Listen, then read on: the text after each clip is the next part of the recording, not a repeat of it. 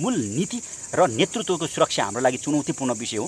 हामी अन्य व्यक्तिहरू हामी कोही ढलौँला, कोही जेल पुगौँला, कोही शहीद बनिएला, त्यो ठुलो कुरो होइन। तर कुनै पनि हालतमा हामी क्रान्ति को अवसान हामी चाहँदैनौँ।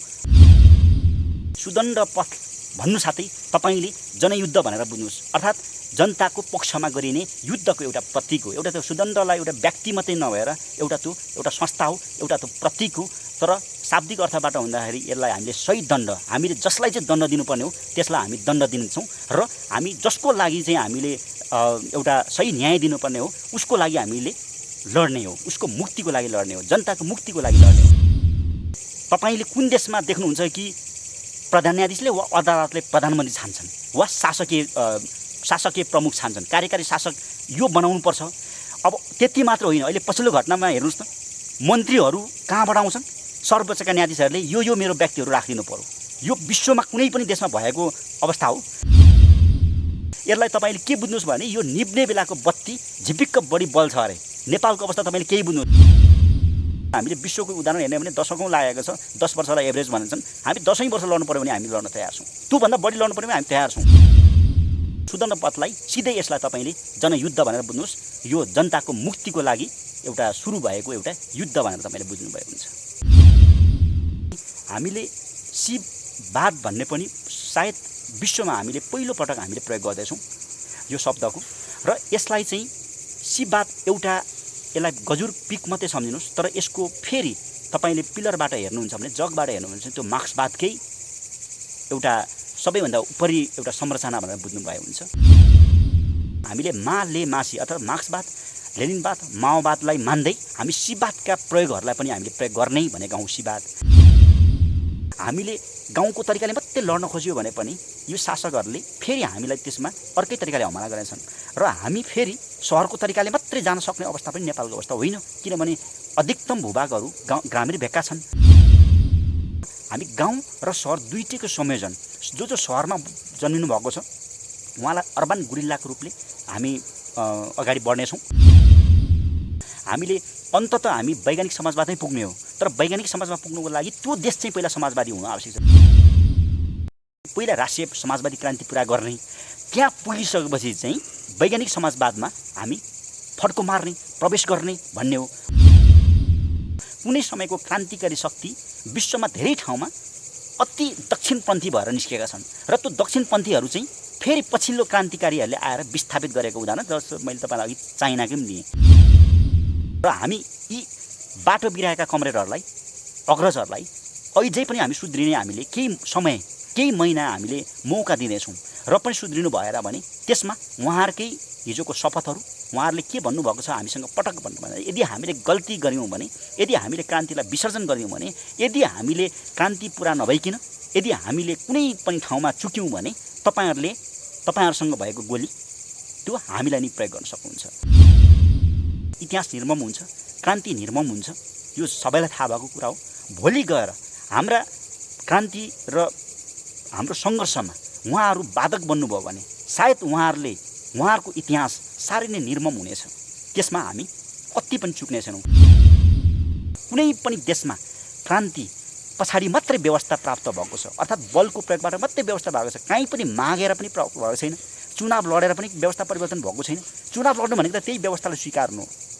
चुनाव लड्नु भनेको त त्यही व्यवस्थामा गएर संविधानको हामीले शपथ खानु। शपथ खाइसकेपछि त्यो व्यक्तिले केही गर्न सक्दैन।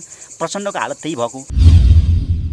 तर पछिल्ला केही नेतृत्वहरू, हामीले उहाँहरूलाई पनि नेतृत्व नै भन्थ्यौँ, समकालीन भन्दा उहाँहरू केही वर्ष भए पनि हामीभन्दा अगाडिको हुनुहुन्छ, हिजो पनि वरियतामा माथि हुनुहुन्थ्यो। उहाँहरूले फेरि बाटो हुनुहुँदैछ। अब यही व्यवस्थामा आएर चुनावमा जाने, यही व्यवस्थालाई चाहिँ अब मत्यार बन्नको लागि उहाँहरू तयार हुनुहुन्छ। उहाँहरू पनि हामी भन्न चाहन्छौँ, तपाईँहरू होसियार र खबरदार। तपाईँहरू यदि यही बाटो लिएर जानुहुन्छ भने सायद तपाईँहरूको सवालमा मैले अघि भनेका शब्दहरू आउने अवस्थाहरू छ। नेपाली जनतालाई हामी यही आग्रह गर्न चाहन्छौँ कि अबको जनयुद्धमा तपाईँको प्रत्यक्ष वा परोक्ष सहयोग हुनेछ, समर्थन हुनेछ, र होइन भने यसको विपक्षमा चाहिँ नलाग्नको लागि तपाईँहरूलाई हामी आग्रह गर्दछौँ। यदि यसको विपक्षमा लाग्नुभयो भने तपाईँहरूको क्रान्तिको युद्धको आँखा हुँदैन र त्यसले नापे जति पनि गर्दैन। कहिले कहिले नापिएको भन्दा बढी दुर्घटनाहरू पनि हुन्छन्। यसमा हामी के भन्छौँ भने तपाईँहरू यसमा नपर्नुहोस्, कि त यसलाई समर्थन गर्नुहोस् हामीले यसलाई प्रष्ट यही शब्द बोलेका छौँ। तपाईँहरूले हामीलाई हाम्रो व्यवस्थालाई हाम्रो सपनालाई स्वीकार्नुहोस्, त्यसमा तपाईँ पनि पर्नुहुन्छ। तपाईँकै सपना हो, यो तपाईँकै मुक्तिको सपना हो। तपाईँ जस्तै श्रमजीवी व्यक्तिहरूको, तपाईँहरू जस्तै शोषित पीडित अन्याय परेका व्यक्तिहरूको यो एउटा आवाज हो। यसलाई रोक्ने प्रयास नगर्नुहोला, अन्यथा आउन सक्ने सम्भावित कुराहरूको परिणाम त्यो तपाईँ नै जिम्मेवार हो भन्ने हामी बुझ्छौँ। के तपाईँहरू भूमिगत हुनुभएको हो? तपाईँहरूले जनयुद्धको औपचारिक घोषणा कहिले गर्नुहुन्छ?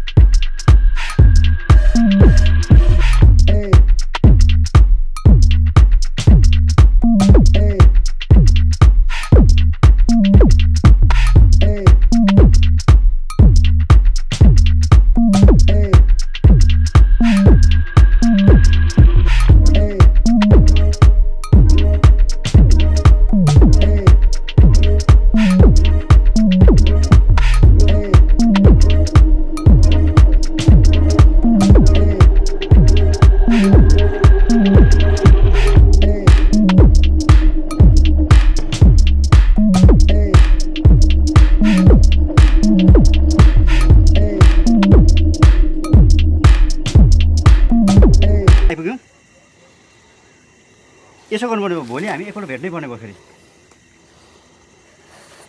कति बजीतिर हो त्यो हाम्रो अस्तिको बैठकको कुराहरू चाहिँ हामी यहाँ त्यो सार्वजनिक गर्दैछौँ प्रेसबाट। त्यो विषयमा पनि र अब पछिको यो हाम्रो कार्यनीतिक यो हाम्रो कार्यदिशाको बारेमा चाहिँ भोलि एकपटक यहाँ रहेकाहरूसँग चाहिँ भेटघाट गर्ने कार्यक्रम छ है। हामी पर्सि होइन त उता बाहिरिने यहाँबाट ल 26 गते होइन त, भोलि चाहिँ हामी भेटौँ न त एकपल्ट है। यो प्रेसपट्टिको काम सकाएर अब बाँकी कुरा भोलि नै बोलौँ हामी है त। ल मोबाइलमा धेरै कुरा नबोलौँ, भोलि नै बोलौँ हामी।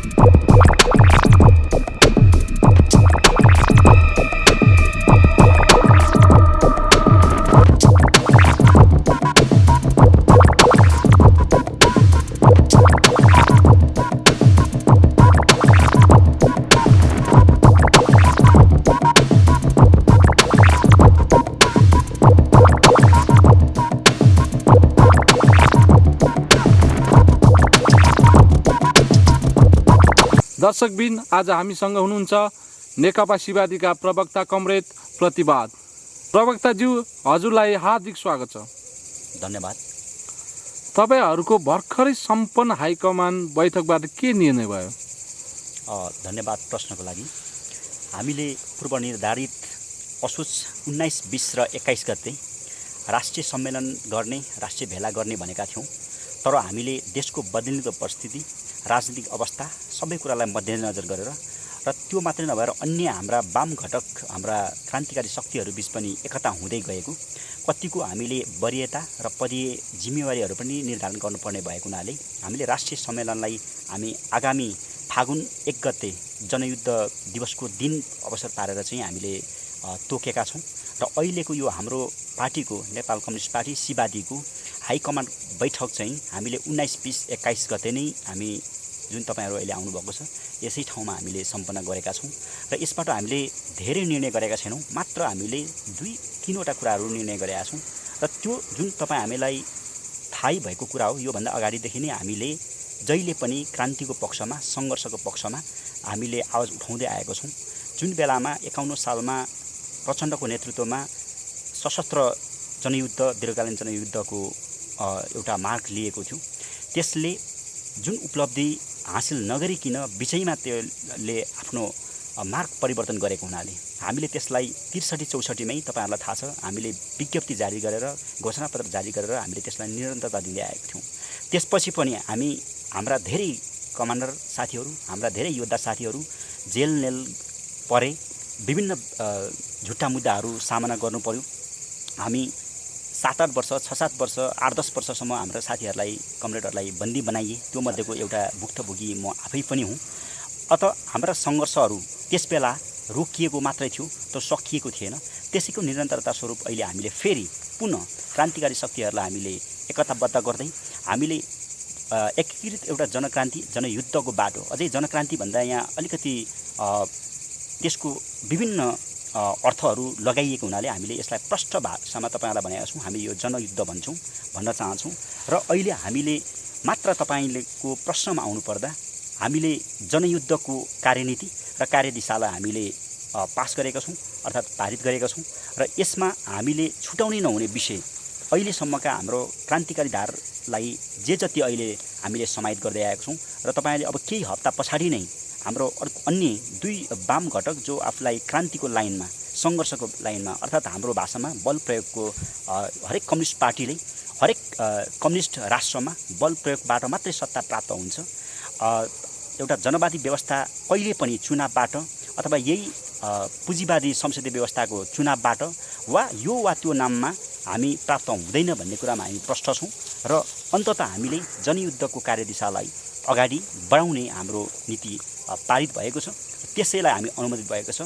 र नीति र नेतृत्वको कुरा उठेको थियो, हामीले कमरेड सुदण्डको नेतृत्वमा अब हामी आगामी जनयुद्ध, अर्थात् यसलाई जनयुद्ध भाग 2 पनि भन्न सकिन्छ। यदि हामीले 51 सालको जनयुद्धलाई हामीले पहिलो जनयुद्ध मान्ने हो भने कम्युनिस्ट आन्दोलनको सशस्त्र जनयुद्ध, औपचारिक घोषणा गरिएको जनयुद्धलाई हामीले मान्ने हो भने अबको जनयुद्ध हामी जनयुद्ध भाग 2 र यो कन्क्लुजन, अर्थात् यो हाम्रो समापन हुने खालको एउटा कार्यदिशा चाहिँ हामीले पास गरेका छौँ। हाम्रो मुख्य निर्णय भनेको यही हो। हाम्रो नीतिमा हामी जनयुद्ध, दीर्घकालीन सशस्त्र जनयुद्ध हुनेछ र नेतृत्वमा हाम्रो कमरेड सुदण्डको नेतृत्वमा चाहिँ हामी यसलाई अगाडि बढाउनेछौँ।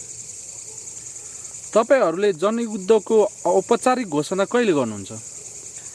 यो धेरै हाम्रा कमरेडहरूलाई, धेरै हाम्रा नेपाली जनतालाई एउटा उठेको प्रश्न पनि हो। उहाँहरूलाई हामीले निकै लामो समयदेखि, हामी करिब 1.5-2 दशकदेखि हामी निरन्तर सङ्घर्षमा छौँ। मेरो आफ्नै अब हाम्रो मूल नेतृत्वहरू त अझै त्योभन्दा अगाडिदेखि सङ्घर्षमा हुनुहुन्छ।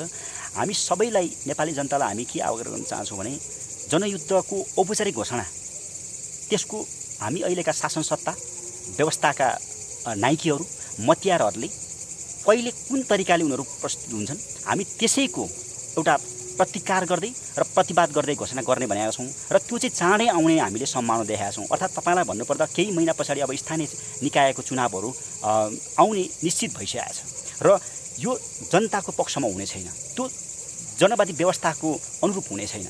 हामीले अहिले यो हाम्रो हाइकमान्ड बैठकबाट उठेका हाम्रो सवालहरूमा पनि हामीले त्यही कुरालाई पारित गरेका छौँ। अर्थात् हामीले अब आउने जुन स्थानीय निर्वाचन हुँदैछ त्यसको हामीले अन्तिम शक्ति लगाएर, हामी अन्तिम बल प्रयोग गरेर त्यसलाई कुनै पनि हालतमा हामी त्यसलाई सम्पन्न हुन दिने छैनौँ। त्यो जनताको पक्षमा हुने छैन। त्यो हामीले जनवादी गणतन्त्र नेपालको सपना देखाएका छौँ, त्यसको विपरीत हुने भएको हुनाले त्यसलाई हामीले बहिष्कार मात्रै होइन, त्यसलाई कुनै पनि हालतमा हुन नदिने गरी हामी जानेछौँ। अन्ततः हामीलाई राम्रो थाहा छ एक्सन पछाडि रियाक्सन आउनेछ। अर्थात् अहिलेका यी दलाल, भ्रष्ट शासक नेताहरूले हामीलाई त्यसपछि राजद्रोह, राजकाजका मुद्दाहरू अवश्य लगाउनेछन्। त्यसपछि सायद त्यसकै आसपासमा तपाईँले परिकल्पना गर्नुहोस्, हामी जनयुद्धको औपचारिक घोषणा नै हामी गर्नेछौँ। तर अहिले हामी अझै पनि शासकलाई र यी भ्रष्ट शासकहरूले आफ्ना गल्तीहरू स्वीकारेर या त उनीहरूले आफ्ना कर्तुत्वहरूलाई सकाएर उनीहरू आफ्नो बाटो लाग्छन् या देश छोडेर भाग्छन्। होइन भने हामी यो चुनौती दिन चाहन्छौँ तपाईँको यो लोकप्रिय मिडियाबाट कि त तपाईँ स्वीकार्नुहोस् जुन हामीले जे चाहन्छौँ, हामी जुन सपना देखाएका छौँ, जुन व्यवस्था चाहन्छौँ, नत्र तपाईँ सामना गर्नको लागि तयार हुनुहोस् भनेर पनि हामी यी दलाल भ्रष्ट संसदीय व्यवस्थाका मतियार नाइके सबैलाई हामी यो चुनौती दिन चाहन्छौँ। अर्थात् हामीले अब चाँडै नै केही महिनाहरूमा हामी जनयुद्धको औपचारिक घोषणा गर्नेछौँ। यो चाहिँ शासकहरूको उनीहरूको कस्ता हामीप्रतिको अब उनीहरूले खेल्ने भूमिका, उनीहरूले हामीपट्टि मचाउने हरकतहरू, अहिले पनि हाम्रा साथीहरू बन्दी हुनुहुन्छ, अहिले पनि हाम्रा साथीहरूलाई जेलबाट रिहाई गरिरहेको छैन, अहिले पनि हाम्रा साथीहरूलाई झुट्टा मुद्दाहरू लगाइराखेका छ। दिन प्रतिदिन हामीलाई अहिले भेट्नसम्म पनि असर छ। त्यही भएर हामीले यी रातारात भेट्नु परेको छ, हामी जङ्गलमा बस्नु परेको छ। यो सबै शासकहरूको एउटा तपाईँलाई उदाहरण दिनुपर्दाखेरि तपाईँले कुनै पनि भलिबललाई बास्केटबललाई जति प्रेस गर्नुहुन्छ त्यो उति नै उफ्रिन्छ। तपाईँले यही बुझ्नुहोस्, हामीलाई उनीहरूले जति दमन गर्छन् त्यसको हामीले प्रतिरोध गर्छौँ, त्यसको प्रतिकार गर्छौँ, त्यसको प्रतिवाद गर्छौँ र यसैको जवाफ हुनेछ त्यो हाम्रो जनयुद्धको औपचारिक घोषणा। के तपाईँहरू भूमिगत हुनुभएको? यसलाई हामीले प्रश्न भन्नुपर्दा हामी ती गलत, ती खराब, ती जुन एउटा यी शासकहरू भ्रष्ट शासकहरूको नजरमा हामी भूमिगत नै हौँ। गलत व्यक्तिहरू जुन एउटा यही शासक र सत्ताका पक्षपातीहरूको लागि हामी भूमिगत हौँ। तर जनतासँग हामी तपाईँहरूसँगै छौँ, तपाईँहरूसँगै नै हामी बसिरहेका छौँ, तपाईँहरूसँगै खाइरहेका छौँ, तपाईँहरूसँगै हिँडिरहेका छौँ, तपाईँहरूसँगै डुलिरहेका छौँ। तपाईँहरूको लागि हामी कहिले पनि भूमिगत होइनौँ। तर यो व्यवस्थाका मतियारहरू, नाइकेहरू र यिनीहरूका पक्षपातीहरूसँग हामी भूमिगत हौँ। किनभने उनीहरूसँग हामीले बदला लिनु छ, उनीहरूलाई हामीले कुनै पनि हालतमा यो नेपालबाट हामीले उनीहरूलाई मुक्त गर्नु छ। त्यही भएर उनीहरूको लागि हामी भूमिगत नै हौँ। तर यसलाई हामीले नीतिगत रूपमा तपाईँलाई भन्नुपर्दा हाम्रो पार्टीले अहिले मूल नीति र मूल नेतृत्वलाई सुरक्षाको लागि हामीले आफू सेफ हुनका लागि भूमिगत भए पनि हामी जनतासँग हामी खुल्ला छौँ, हामी जनता माझमै छौँ, जनतासँगै बसिरहेका छौँ। तपाईँहरू अझै जङ्गलमा बसेर कार्यक्रम गर्नुहुन्छ, अझै पनि कपडा लगाउनुहुन्छ, के तपाईँहरू भूमिगत होइन र? यी सामन्तीले भरिएका सहरहरू हाम्रो लागि होइनन्।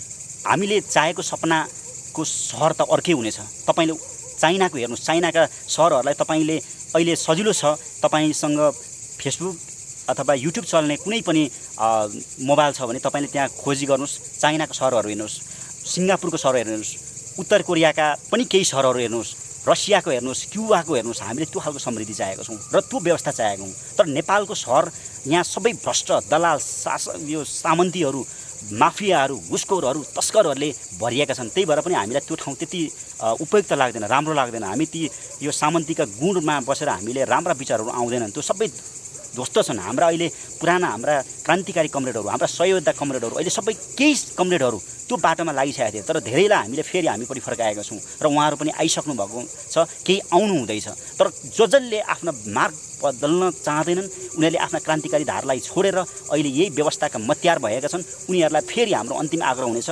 तपाईँहरूको हालत पनि फेरि कुनै समयमा च्याङ्काइसकेको जस्तो भएर देशै छाडेर अर्को एउटामा भाग्नु नपरोस्, टापुमा भाग्नु नपरोस्। अफगानिस्तानमा जस्तो राष्ट्रपतिहरू रातारात हेलिकप्टरबाट भाग्नुपर्ने जस्तो स्थिति आउन सक्छ। तपाईँहरू त्यसमा होसियार रहनुहोस्। जसरी सन यात सेनले नि गणतन्त्र त ल्याएको थियो नि चाइनामा, तर माओ सेतुङले फेरि किन लड्नु पर्यो?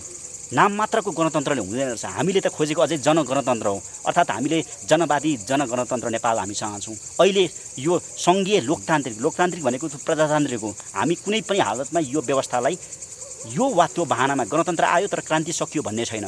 असली क्रान्ति हुन बाँकी छ र हामी त्यसकै अहिले हामी प्र्याक्टिसमा छौँ। त्यसैले पनि हामी यसलाई तपाईँले त्यसरी बुझ्न सक्नुहुन्छ। तपाईँहरूको मूल नेतृत्वलाई कहिले सार्वजनिक गर्नुहुन्छ?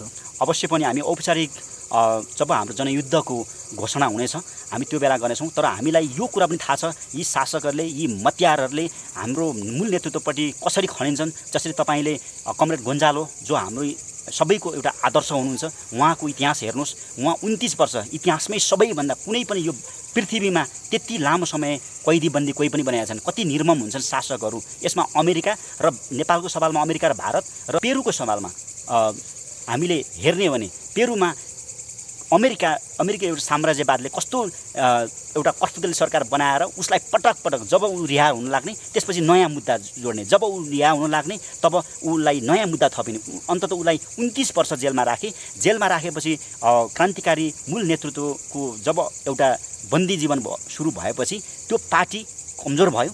त्यो पार्टीमा एउटा मूल नेतृत्वको अभावले राणो बिनाको त्यो मौरी जस्तो भएर आफू छुटिए, केहीले आत्मसमर्पण गरे, केहीले अब अहिले पनि क्रान्ति त जारी छ, तर त्यो क्रान्ति करिब त्यो एउटा रक्षात्मक अवस्थामा पुगेको छ। हामी यसबाट प्रष्ट हामी शिक्षा लिएको छौँ, त्यही भएर पनि हाम्रो मूल नेतृत्वलाई ठ्याक्कै अहिले नै हामी सार्वजनिक गर्छौँ भन्ने त हामीले लागेको छैन। तर हामी अवश्य पनि उहाँ अहिले पनि जनतासँगै हुनुहुन्छ, जनतामाझै हुनुहुन्छ, जनताभन्दा टाढा हुनुहुन्न। तर हामीले फरक यति हो, हामी शासक यदि तपाईँहरूलाई म यति कुरा भन्न चाहन्छु, तपाईँ यदि शासक यही व्यवस्थाको मतियार भएर आउनुहुन्छ भने उहाँलाई कहिले पनि देख्नुहुने छैन। तर तपाईँ यो देशको असली जनता, तपाईँ शोषित पीडित एउटा मुक्तिकामी एउटा श्रमजीवी व्यक्तिको तर्फबाट तपाईँ हेर्नुहोस्, तपाईँसँगै हुनुहुन्छ कमरेड सुदण्ड, तपाईँभन्दा टाढा हुनुहुन्न। उहाँको लेख रचनाहरू हेर्दै जानुहोस्, उहाँको पुस्तकहरू हेर्दै जानुहोस्। उहाँले अब अनुहारको सवालमा योभन्दा अगाडि पनि हामीले उहाँको बारेमा केही कुरा हामीले निकालिसकेका छौँ, हामीले सुनाइसकेका छौँ तपाईँहरूलाई। हामीले योभन्दा बढी चाहिँ उहाँलाई अब धेरै हामी हाइलाइट गर्न चाहँदैनौँ। हामी योभन्दा बढी उहाँलाई अब बाहिर लिएर हामी तारो बनाउन चाहँदैनौँ, किनभने मैले भन्दा अगाडि पनि तपाईँलाई भनिसकेँ, हामी मूल नीति र नेतृत्वको सुरक्षा हाम्रो लागि चुनौतीपूर्ण विषय हो। हामी अन्य व्यक्तिहरू हामी कोही ढलौँला, कोही जेल पुगौँला, कोही शहीद बनिएला, त्यो ठुलो कुरो होइन। तर कुनै पनि हालतमा हामी क्रान्ति को अवसान हामी चाहँदैनौँ। विश्वका कम्युनिस्ट कसैले पनि त्यो चाहँदैन। र हाम्रो नीति जहिले पनि बल प्रयोग गर्ने भइसकेपछि हामीले मूल नेतृत्वलाई चाहिँ हामीले एउटा सुरक्षाको हिसाबले पनि, नीति र नेतृत्वको सुरक्षाको हिसाबले हामी त्यो सुरक्षित राख्न खोजेका हौँ। तर जनताबाट उहाँ टाढा हुनुहुन्न, जनतासँगै हुनुहुन्छ। मैले तपाईँलाई योभन्दा अगाडि पनि भनिसकेँ। तर तपाईँले यसमा तपाईँको चस्मा, तपाईँको हेर्ने नजर चाहिँ बदल्न आवश्यक छ। यदि तपाईँ कमरेड सुदण्डलाई हेर्न चाहनुहुन्छ भने, तपाईँ देख्न चाहनुहुन्छ भने, भेट्न चाहनुहुन्छ भने तपाईँको बाटो कता छ त्यही अनुसार निर्धारण हुनेछ। तपाईँले सुदण्ड पथ भन्नुभएको छ, यसबारे केही बताइदिनुहोस् न। सुदण्ड पथलाई तपाईँले शाब्दिक अर्थतिर जानुभयो पनि केही फरक त नपर्ला। सही दण्ड भन्ने अर्थ लाग्छ। यहाँ नेपालको सवालमा हेर्नुहुन्छ भने हरेक व्यक्तिहरू हामीले हेर्दाखेरि 90% व्यक्तिहरू अर्थात् 90% व्यक्तिहरू दण्डित हुन आवश्यक छन्। अर्थात् हामीले विशेष गरी यो हामीले राज्य व्यवस्था, शासकीय व्यवस्थाहरू हेरौँ, शासकहरूको आफ्नो यो अहिलेको अवस्था त झन् नेपालको अवस्थालाई त कुनबाट सुरुवात गर्ने र कहाँ अन्त्य गर्ने। तपाईँ एउटा पत्रकारिता क्षेत्रमा हुनुहुन्छ, तपाईँ मिडियामा हुनुहुन्छ, मिडियामा भएको मान्छेले प्रत्येक कुराहरू तपाईँले अध्ययन गरिराख्नुपर्छ। पक्कै पनि यसमा मलाई कुनै सङ्गै छैन, यो धेरै मैले दोहोऱ्याउन छैन। जुन कुरा तपाईँलाई पनि थाहा छ, मलाई पनि थाहा छ। अब मैले तपाईँलाई यति मात्रै भने, सुदण्ड पथ भन्नु साथै तपाईँले जनयुद्ध भनेर बुझ्नुहोस्। अर्थात् जनताको पक्षमा गरिने युद्धको एउटा प्रतीक हो। एउटा त्यो सुदण्डलाई एउटा व्यक्ति मात्रै नभएर एउटा संस्था हो, एउटा त्यो प्रतीक हो। तर शाब्दिक अर्थबाट हुँदाखेरि यसलाई हामीले सही दण्ड, हामीले जसलाई चाहिँ दण्ड दिनुपर्ने हो त्यसलाई हामी दण्ड दिन्छौँ। र हामी जसको लागि चाहिँ हामीले एउटा सही न्याय दिनुपर्ने हो उसको लागि हामीले लड्ने हो, उसको मुक्तिको लागि लड्ने हो, जनताको मुक्तिको लागि लड्ने हो। तर अहिले त्यो भएको छैन। अहिले ठिक उल्टो भइरहेको छ। हामीले तपाईँले कुन देशमा देख्नुहुन्छ कि प्रधान न्यायाधीशले वा अदालतले प्रधानमन्त्री छान्छन् वा शासकीय प्रमुख छान्छन्, कार्यकारी शासक यो बनाउनुपर्छ। अब त्यति मात्र होइन, अहिले पछिल्लो घटनामा हेर्नुहोस् न, मन्त्रीहरू कहाँबाट आउँछन्? सर्वोच्चका न्यायाधीशहरूले यो मेरो व्यक्तिहरू राखिदिनु पर्यो। यो विश्वमा कुनै पनि देशमा भएको अवस्था हो। यसलाई तपाईँले के बुझ्नुहोस् भने यो निप्ने बेलाको बत्ती झिपिक्क बढी बल्छ अरे।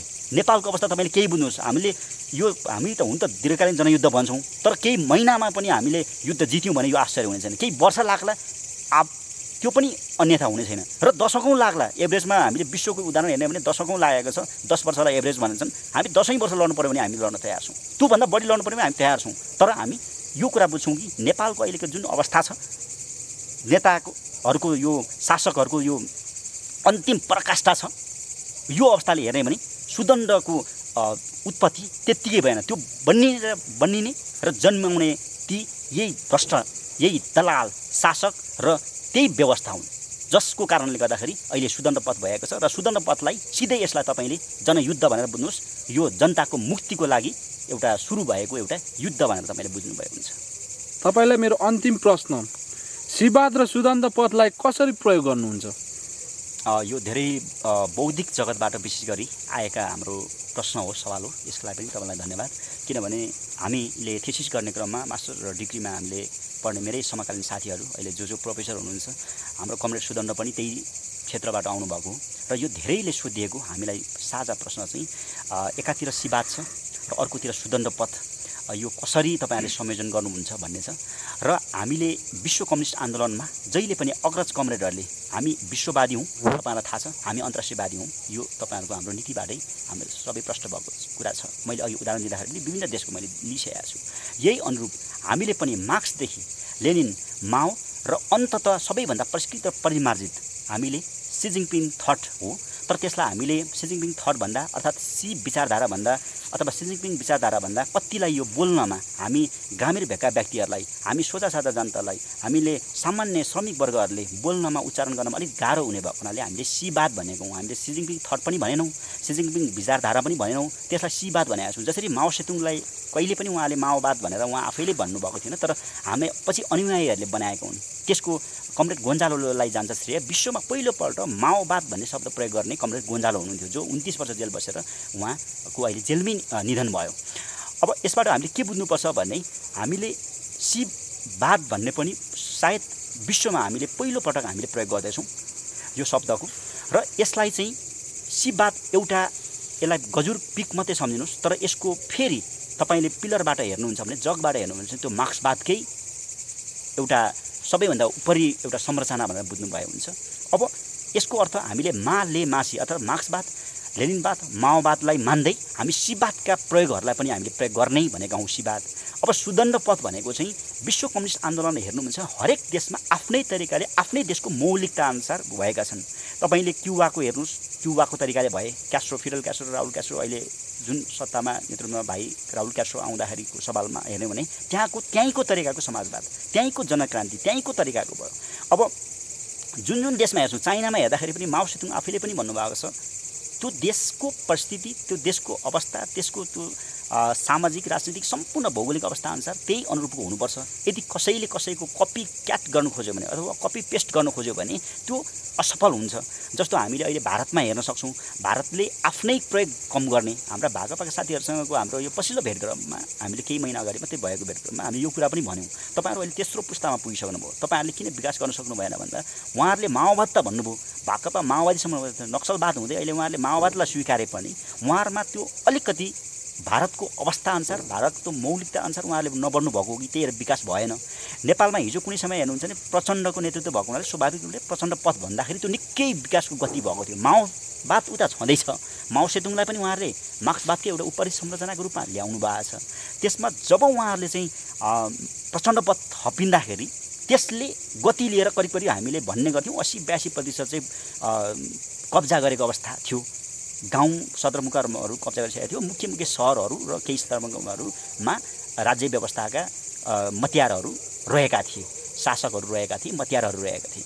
तर हामीले यसलाई कसरी बुझ्छौँ भन्दाखेरि फेरि यसलाई तपाईँले फेरि हिजोको प्रचण्डकै कपी भनेर बुझ्नुभयो भने यो पनि फेरि गलत हुनेछ। हामीले यसलाई करिब करिब माओ सेतुङ र लेनिनको फ्युजन, संयोजन भनेर बुझ्नुभए हुन्छ। किनभने हामी पहिला आजभन्दा 51 साल भनेको करिब करिब यो 1.5-2 दशक अगाडिको अवस्था र अहिलेको अवस्था अलिक परिवर्तित छ। अहिले गाउँ गाउँमा पनि एउटा सडकहरू, यातायात सुविधाहरू पुगिसकेका छन्। अर्थात् यसलाई हामीले अर्बन अथवा हाफ अर्बन अथवा सेमी अर्बन भन्छौँ, अर्ध सहर भइसकेका छ। हामीले गाउँको तरिकाले मात्रै लड्न खोज्यो भने पनि यो शासकहरूले फेरि हामीलाई त्यसमा अर्कै तरिकाले हमला गरेछन् र हामी फेरि सहरको तरिकाले मात्रै जान सक्ने अवस्था पनि नेपालको अवस्था होइन। किनभने अधिकतम भूभागहरू ग्रामीण भेगका छन्। तपाईँ हामी पनि जन्मको हिसाबले अधिकतम कमरेडहरू गाउँबाटै हुनुहुन्छ। यो अर्थ, यसको अर्थ हामी गाउँ र सहर दुईटैको संयोजन, जो सहरमा जन्मिनु भएको छ उहाँलाई अर्बन गुरिल्लाको रूपले हामी अगाडि बढ्नेछौँ र उहाँहरूले जुनसुकै भेषमा, जुनसुकै रूपमा उहाँहरूले काम गरिराखेका हुनुहुन्छ, तर क्रान्तिकै लागि काम गरिराखेका हुनुहुन्छ। सबैले यसै गरी कम्ब्याट लाउँछ भन्ने छैन। सबैले भनौँ न आवश्यकता पर्दा उहाँहरूले जुनसुकै रूप लिने गरी उहाँहरूले आफ्नो संरचना बनाउनुहुन्छ। तर ग्रामीण भेगमा चाहिँ हामी स्वाभाविक रूपले त्यहाँका व्यक्तिहरूलाई धेरैवटा शब्द बोल्नुभन्दा हामीले थोरै केही सङ्केतहरू, सिम्बोलहरू दिन नै हामीलाई काफी भएको हुनाले हामीले अहिले पनि जनतासँग नै रहने क्रममा हामीले ग्रामीण भेगहरूमा हामीले आफूलाई कम्फर्ट हुने र यो राज्य सत्ताका त्यो विभिन्न उनीहरूको चस्माबाट नदेखिने खालका हामीलाई सहज हुने कपडाहरू हामीले लगाइरहेका छौँ। अर्थात् अब यसको तपाईँको प्रश्न जुन सिबाद र सुदण्ड पथलाई तपाईँहरूले संयोजन कसरी गर्नुहुन्छ भन्दाखेरि सिबादलाई तपाईँले मार्क्सवादकै पछिल्लो सबैभन्दा परिष्कृत र परिमार्जित एउटा उपरि संरचना सम्झिनुहोस्, त्यसलाई हामीले कन्टिन्यू गरेका छौँ, त्यसलाई हामी निरन्तर गरेका छौँ। र सुदण्ड पक्ष चाहिँ के हो भन्दाखेरि हामीले योभन्दा अगाडि पनि हामीले मिडियामा, तपाईँहरूकै अन्य मिडियाहरूमा पनि हामीले भन्दै आएका छौँ, हामीले अन्ततः हामी वैज्ञानिक समाजवादमै पुग्ने हो। तर वैज्ञानिक समाजमा पुग्नुको लागि त्यो देश चाहिँ पहिला समाजवादी हुनु आवश्यक छ। जसरी अहिले चाइनाको हेर्नुहुन्छ भने चाइना आफै वैज्ञानिक समाजवादमा पुगेको छैन। अहिले चाइना राष्ट्रिय समाजवाद अथवा त्यसलाई हामीले नेसनल सोसलिजम भनेका छौँ। र यसमा हामीले योभन्दा अगाडि हाम्रो पार्टीले पनि पहिला राष्ट्रिय समाजवादी क्रान्ति पुरा गर्ने, त्यहाँ पुगिसकेपछि चाहिँ वैज्ञानिक समाजवादमा हामी फड्को मार्ने, प्रवेश गर्ने भन्ने हो। अबको क्रान्ति 2 चरणको हुनेछ।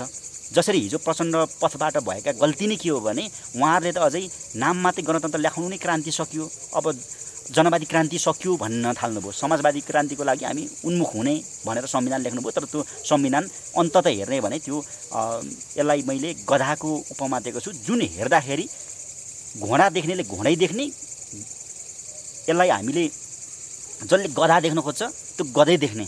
हेर्दाखेरि घोडा पनि छ, हेर्दाखेरि गधा पनि छ।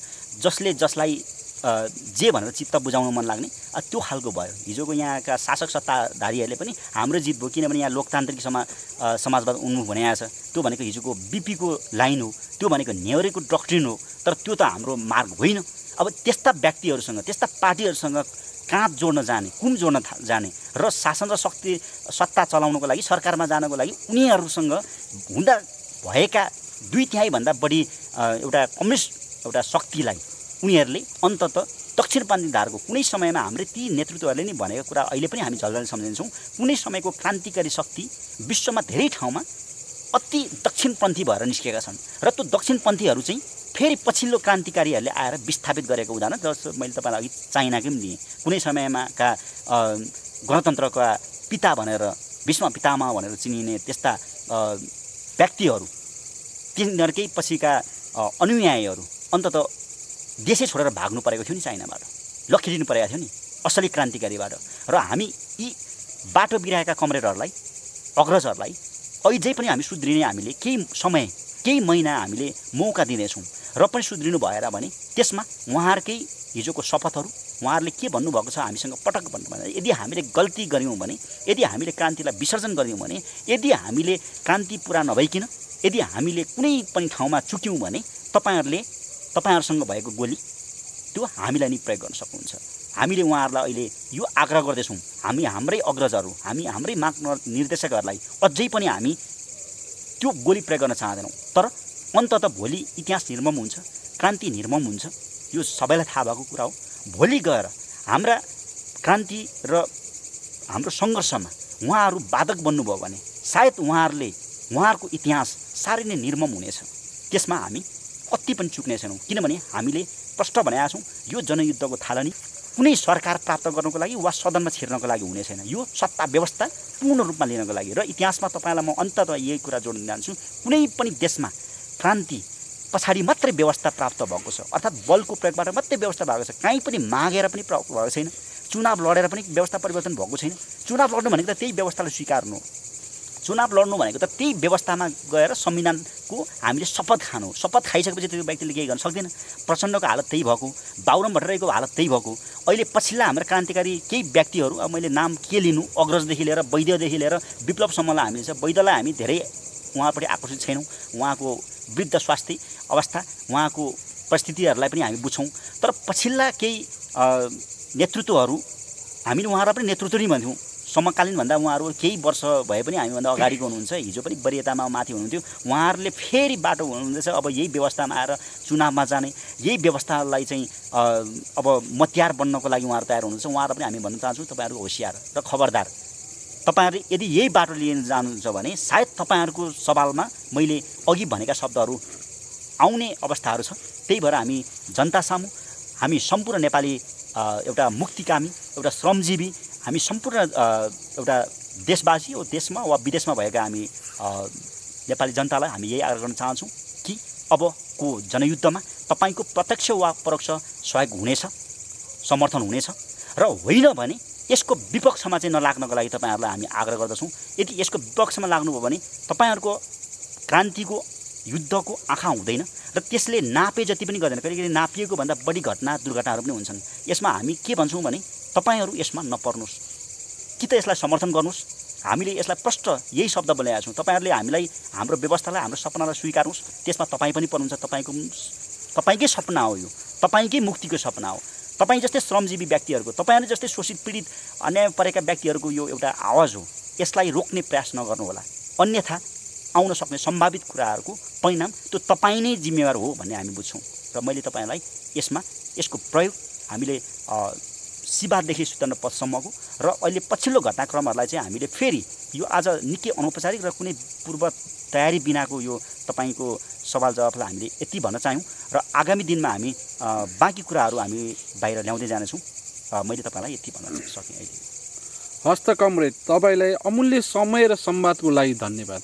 हस्, तपाईँलाई पनि बाटो निकै अप्ठ्यारो थियो, कठिन थियो। तपाईँ यो ठाउँसम्म आइपुग्नको लागि तपाईँले यति अप्ठ्यारो बाटोहरू पार गर्दै हाम्रो केही मेसेजहरू, हाम्रो केही भनाइहरू लिनको लागि तपाईँ यहाँ आइदिनु भयो। यसको लागि तपाईँलाई धेरै धेरै धन्यवाद।